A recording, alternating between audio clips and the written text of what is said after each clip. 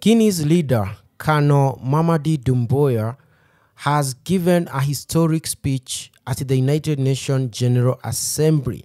So he was invited to represent Guinea because he is the leader of Guinea. And he gave a historic speech at the UN where he defended coups in Africa and rebuffed the West, saying that things must change. Of course, the West props up dictators. I've been saying it for so many, years, right? I've said it in my previous videos where I gave examples of how the West exploits Africa in collaboration with these dictators, African strongmen.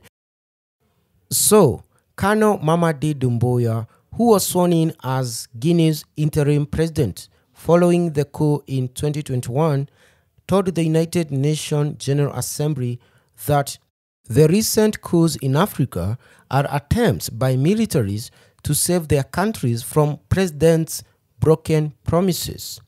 He also rebuffed the West for boxing in the continent of more than 1 billion people. He proceeded to tell the UN that before condemning the coups, global leaders must also look and address the deep-rooted causes of these coups. He also said, and I quote, "The putschist is not only the person who takes up arms to overthrow a government.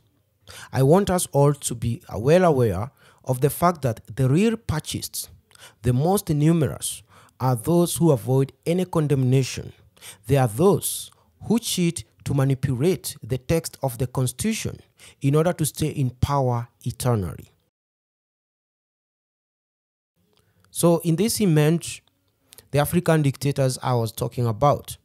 A lot of them, including in his own home country, Guinea, Conakry, the president changed the constitution to extend from a term limit of 2 to eternity. So he wanted to go for a third term and the constitution didn't allow it. So he used money, bribed members of parliament, and they went to the parliament and changed the constitution.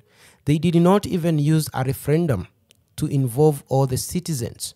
So they changed the constitution to continue ruling.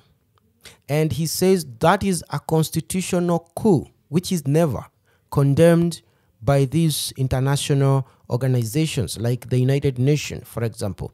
So he was saying that is the reason why soldiers or the militaries in Africa are now carrying out these coups to remove these leaders who violate African countries' constitutions.